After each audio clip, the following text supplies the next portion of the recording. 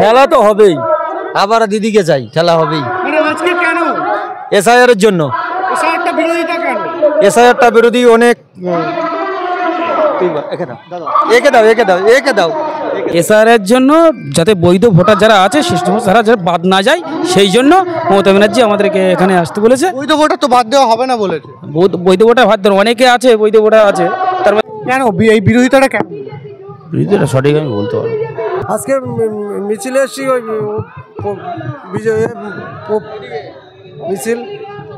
হ্যাঁ, আজকের আমরা এসছি সব এসআইআর এর বিরুদ্ধে প্রতিবাদ জানাতে। আমরা চাই 100% ভোট। আমরা যারা আছে ভোটার লিস্টেতে তারা সবাই ভোটার হোক। বাংলাদেশি তারাও না, যারা বাংলাদেশে তো আমাদের এখানে নেই, সেরকম আমাদের প্রমাণ নেই। আমরা উত্তর চব্বিশ পরগনা থেকে আমি বলছি যে আমাদের বাংলাদেশিরা যারা 1971 সালের দিকে এসে তারা তো নাগরিকত্ব পেয়ে গেছে, তারা সব কিছু তাদের প্রমাণপত্র আছে, জমি জায়গা সব কিছু আছে। কিন্তু যারা মানে ওরা চাচ্ছে যে আমাদের কিছু কিছু সম্প্রদায়, বিশেষ করে দলিত শ্রেণী, মতুয়া শ্রেণী, তাদেরকে বাদ দেওয়ার চেষ্টা করছে। এসআইআরটা কি? এসআই হচ্ছে নিপুণ ভোটার তালিকা। কি করা হচ্ছে? সেটা থেকে ভোটার লিস্টে নাম দিয়ে দেবে, যাতে এবারে এই তুমি একটু বলো, এখানে দিন ভালো বলতে পারবেন। বিরোধিতা আর কি বলবো, উনি যা বলেছেন সেটাই আমারও বক্তব্য। খুবই ভালো বলেছে উনি, আমি সেটাই আমার বক্তব্য আছে। যারা আছে তাদের যদি একটাও যদি ভোটার যদি বাদ যায়, আমরা তো তখন ছেড়ে কথা বলবো না। মমতা বন্দ্যোপাধ্যায় আমাদের যেরকম নির্দেশ দেবে আমরা ঠিক সেই মতোই চলবে।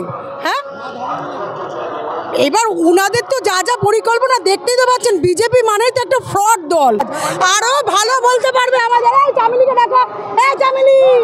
যাদের বৈধ ভোট, অবৈধ ভোটকে নির্বাচন করা হচ্ছে। এখন অবৈধ ভোট বলতে কাদের বোঝাচ্ছে সেটা তো স্পষ্ট কিছু আমরা পাচ্ছি না। অনুপ্রবেশকারী যারা বাংলাদেশ থেকে বা বিভিন্ন জায়গা থেকে এসেছেন, যারা ভারতের নাগরিক নন, কিন্তু তারা যদি তাদের ডকুমেন্টস দেয় তাহলে তো এখানেও তো তাহলে এসআইআর এর মাধ্যমে তারা ভোটাধিকার লিস্টে ঢুকে পড়ছে।